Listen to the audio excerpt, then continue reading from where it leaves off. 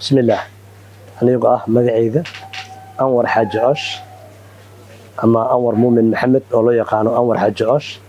كنا قناعسدو دقمدا درقيني كارهان سوق بوعلي خاصة ودada دهب لها رنانتي شركة مؤمن جروب مدة 20 سنة إن كله أما كبدن أيان لما عاملاي